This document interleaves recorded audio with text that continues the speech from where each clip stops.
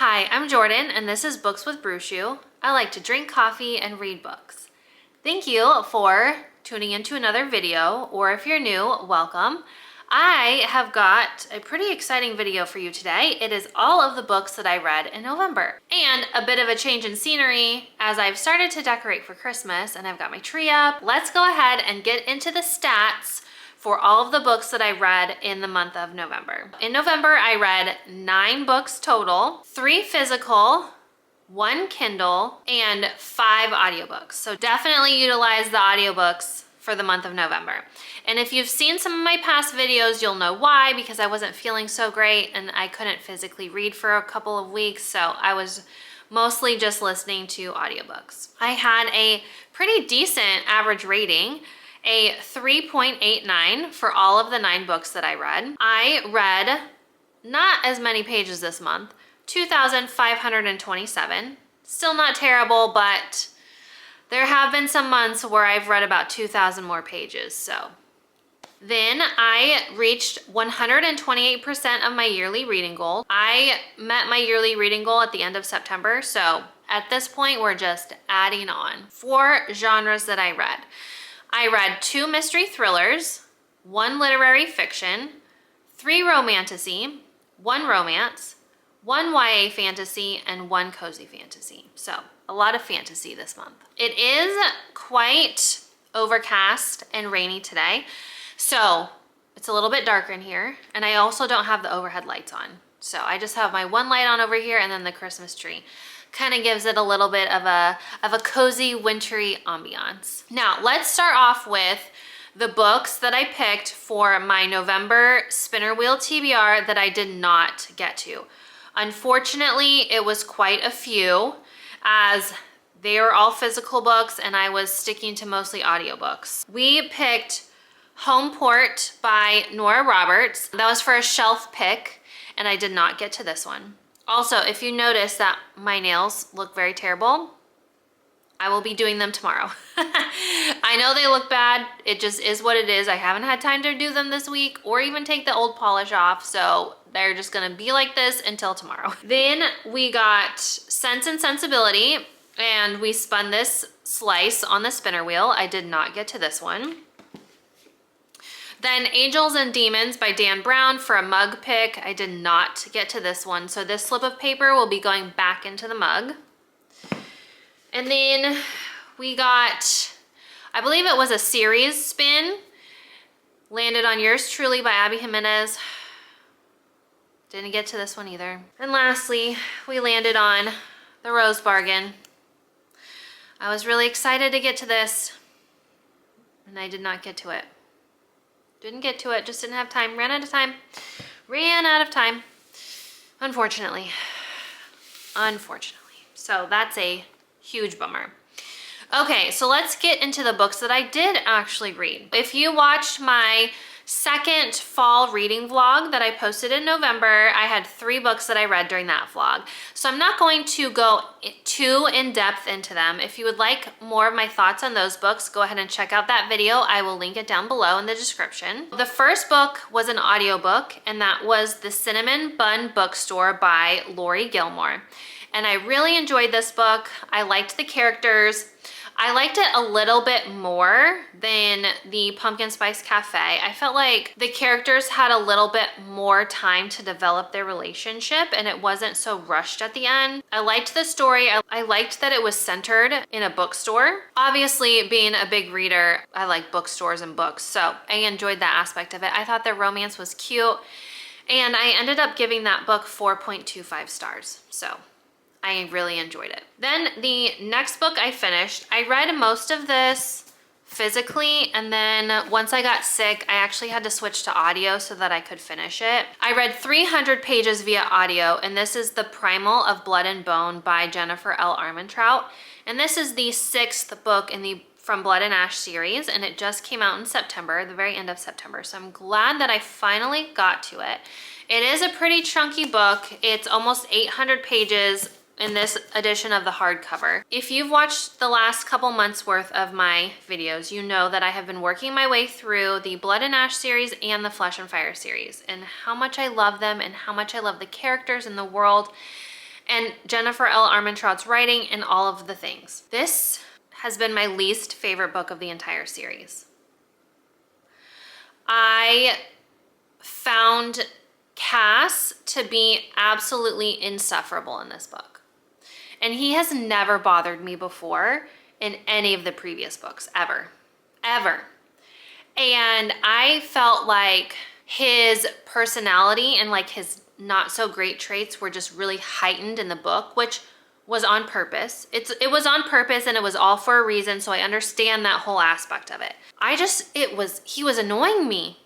He was annoying me, and I kept having to like put the book down and be like, Cass, like get your shit together, pull your head out of your ass. Like, why are you acting like this? There were so many conversations that happened multiple times, the same conversation, because it happened at one point with only Cass and Poppy, but then it had to happen again with these other people that were involved. And half the time, or actually more than half of the time, I was like, can you guys please go get Kieran? Because Kieran needs to be involved in this conversation. Like, Poppy, why are you forgetting about Kieran? Go get Kieran. He needs to know about all this stuff. So then later on down the line, when they're having a conversation and Kieran's like, what are you talking about? Then they have to go and explain all this stuff. So it's like they're just wasting time. I'm like, you guys are on a short time crunch. Bad shit's about to happen. Like, put away your petty shit, Castile, and go get Kieran and properly communicate like an adult so that you can solve bigger, huge problems. I was just getting so frustrated. And Kieran was hardly in this book, and I didn't like that. It was frustrating to me. It was so frustrating to me. And then Poppy, I was like, Poppy, like, I get it, you love Castile, but he's being an ass right now and lying to you and not properly communicating. Like, stop just pushing stuff under the rug. Like, this is gonna blow up. And sure enough, it did. The ending, though, like, you know, a lot of it was repetitive, but a lot of it is information that you need to know. The ending of the book was really something. So it's gonna be very interesting to see how the next book goes, because some bad shit happened at the end. So we'll see how the next book goes. I'm very interested. And I hope the next book is better than this one, because I just wanted to like punch Castile in the face. He was annoying me. So I gave Primal of Blood and Bone 3.75 stars. I listened to The Ex-Hex by Erin Sterling. Again, this book was in my fall reading vlog. This is the first book in the series, and I enjoyed the world. I enjoyed the main characters and their story and their romance, because their romance, it was kind of a second chance. So they had been dating previously and then broken up rather badly. Then years later, they ended up being thrust into a situation together and realizing that their feelings had never gone away. Their romance was very quick to develop because they had a past. So even though it seemed kind of fast and you were kind of missing steps, they weren't, because they had already gone through those steps in the past. So I liked that they were able to work out their issues and solve the problem. The end of the book kind of went a little bit fast and kind of wrapped up a little too nicely, but I still enjoyed the book, and I will be reading the other ones in the series. And I gave The Ex-Hex 4 stars. Now, the final book that I read in that fall reading vlog was The Spell Shop by Sarah Beth Durst. This is a super cute, cozy fall read, or just cozy read in general. It doesn't have to be a fall read, but this is also a book about books. Our main female character, Keela, and her sentient plant, Kaz, are thrust into a situation, and they have to evacuate the city that they live in and evacuate the library where they both work, save a bunch of books, and escape. They end up going to the island that Keela grew up on.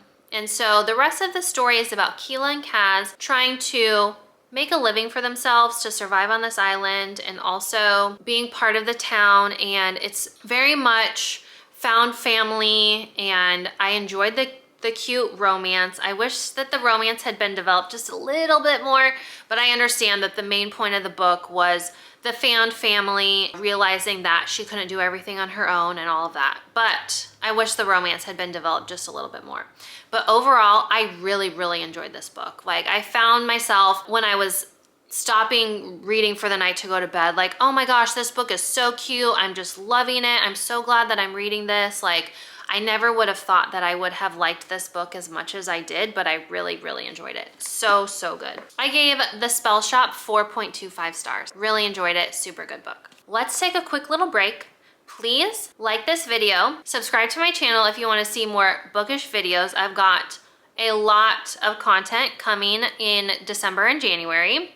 And now let's get back into the rest of the reading wrap up for November. In November, I actually recorded 2 different reading vlogs, and the second one was a switching screen time for reading vlog. And I will also link that one in the description below. So the first book that I finished in that vlog was A Language of Dragons by S.F. Williamson. And I really enjoyed this book. So in this book, we're introduced to Vivian, our main female character. And in this world, humans and dragons interact on the regular. They're part of each other's worlds. Dragons have learned to speak English.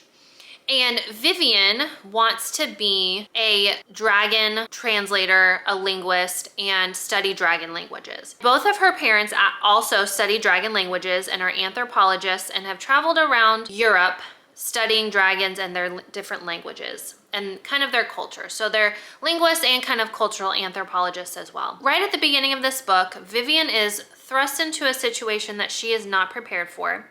She is only 17, things start to go awry, and she has to try to figure things out herself. She's young, and she's just not quite prepared for it. Her and her cousin end up going on kind of an adventure, and her cousin are sent to Bletchley Park, which was this kind of the same Bletchley Park that was, in World War II where the Enigma code was broken. So same kind of vibe here where you have British citizens who come and work there and try to break codes. In this world, the dragons and the humans are now waging a war. There are a couple different sides and things are going on, and the Prime Minister wants to know more about this kind of secret dragon language. Throughout the book, we're getting snippets of the things that the Prime Minister is saying and the things that she's doing, and they're not really driving very well with, respecting human rights or dragon rights. Vivian and her friends that she ends up meeting at Bletchley Park, along with her cousin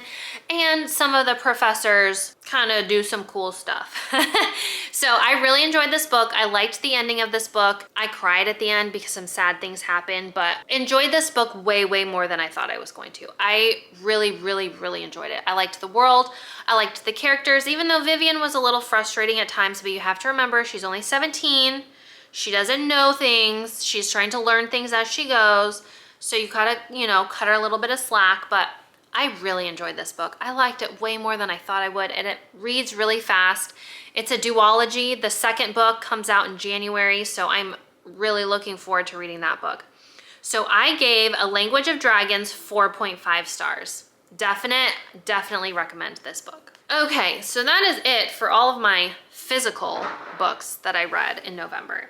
And we've got a couple more to talk about yet. And my back, I've finally been able to get back into the gym and I am sore. Okay, so the next book was actually a DNF. I started The Berry Pickers by Amanda Peters on audiobook. We're introduced to a family, a Native American family, who every year they travel to Maine to work on a blueberry farm and pick the berries. And it's a mother and a father, and they're, I think, 4 or 5 children.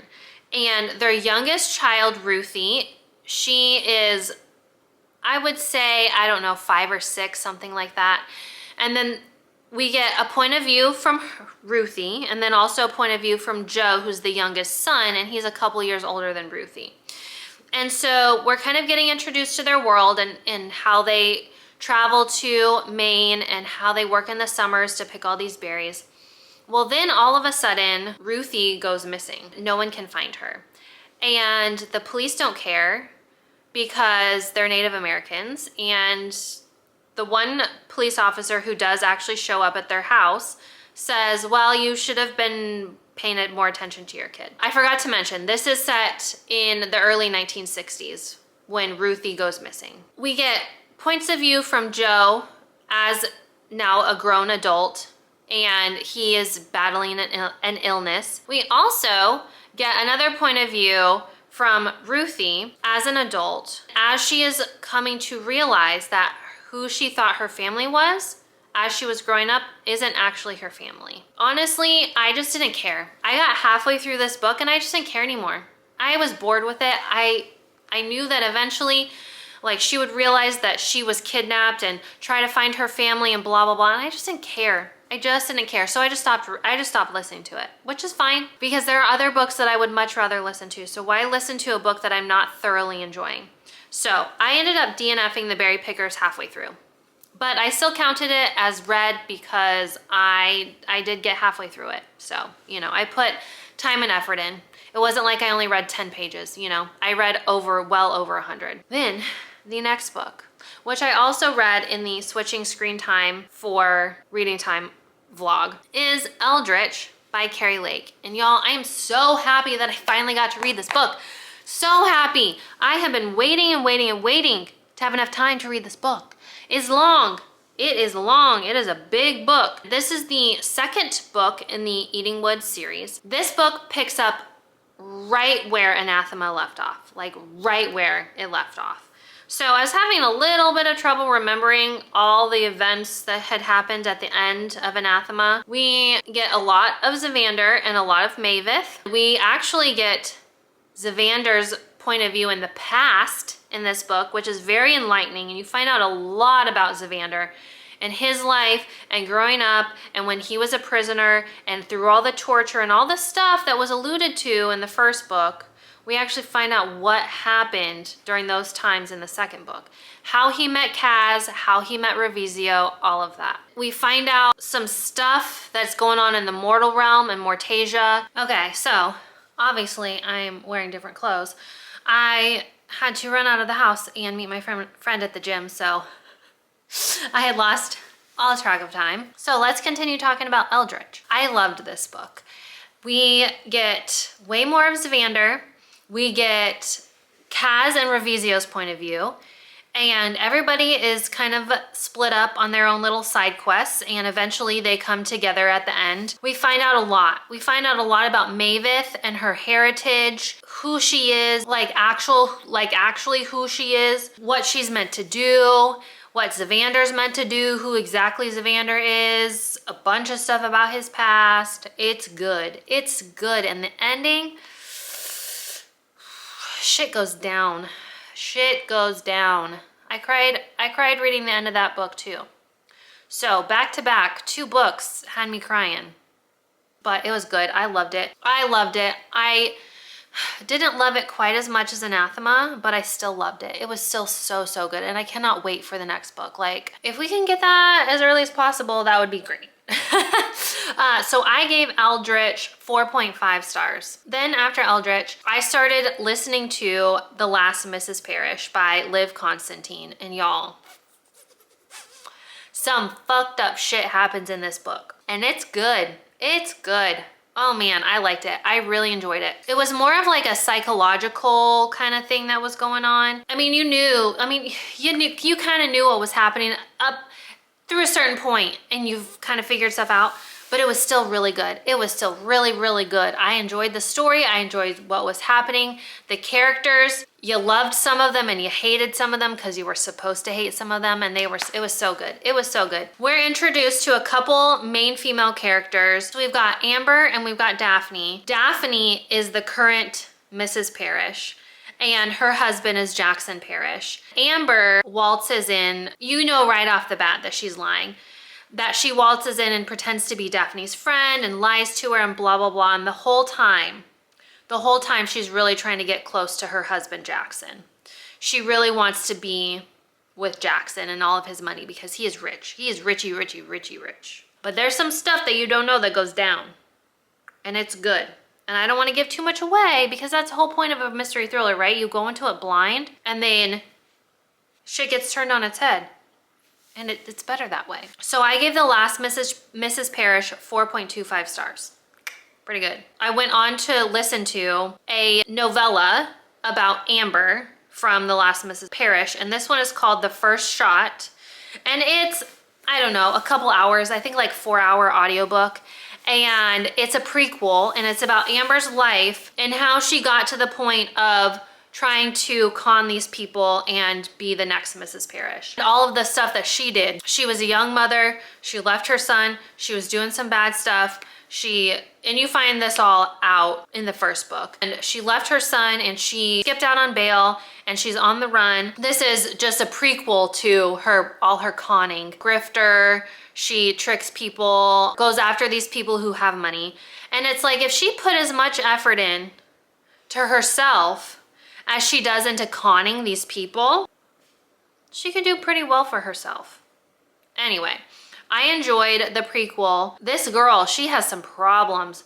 She needs to see a therapist for sure, for sure.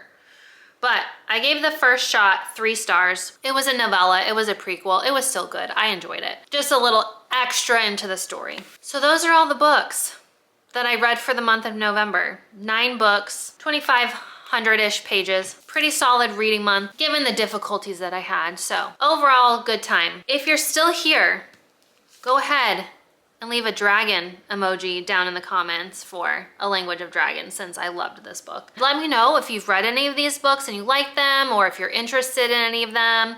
Please give this video a like, subscribe to my channel, and I'll see you in the next one. Bye.